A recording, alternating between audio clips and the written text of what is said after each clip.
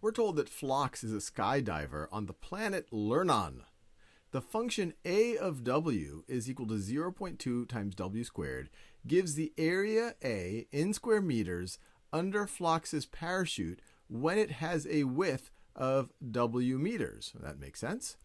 The function v of a is equal to the square root of 980 over a gives Phlox's maximum speed in meters per second when she skydives with an area of a square meters under her parachute. All right. Write an expression to model Phlox's terminal velocity when her parachute is w meters wide. And then they want us to evaluate the terminal velocity when her parachute is 14 meters wide. Well, let's just focus on the first part first. Pause the video and see if you can have a go at that.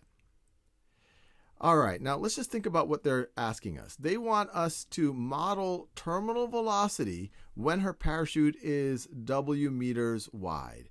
So really, what they want us to do is come up with a terminal velocity, let's call that v, that is a function of w. That is a function of the width of her parachute. Well, we have a function here that gives terminal velocity as a function of the area of her parachute. But lucky for us, we have another function that gives us area as a function of width. And so we could say this is going to be the same thing as v of this function right over here. I'll do it in another color, a of w. And so that is going to be equal to, let me keep the colors consistent. Well, everywhere where I see an a in this expression, I would replace it with a of w, which is 0.2 w squared. So it's going to be equal to the square root of 980 over, instead of a, I am going to write, so instead of this, I am going to write 0.2 w squared, because that is a as a function of w. 0.2 w squared.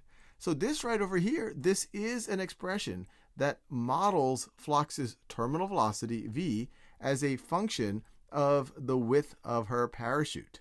So that's what we have right over there. And then the next part, they say, what is Phlox's terminal velocity when her parachute is 14 meters wide? Well, then we just have to say, okay, w is 14. Let's just evaluate this expression. So we'll get the square root of 980 over 0.2 times 14 squared. Well, 14 squared is 196. And this would be equal to the square root of, 980 divided by 196, I believe, is exactly 5. So this would be 5 divided by 0.2. And so 5 divided by essentially 1/5 is the same thing as 5 times 5. So this would be the square root of 25, which is equal to 5. And the terminal velocity, since we gave the width in meters, this is going to give us the maximum speed in meters per second. So 5 meters per second. And we're done.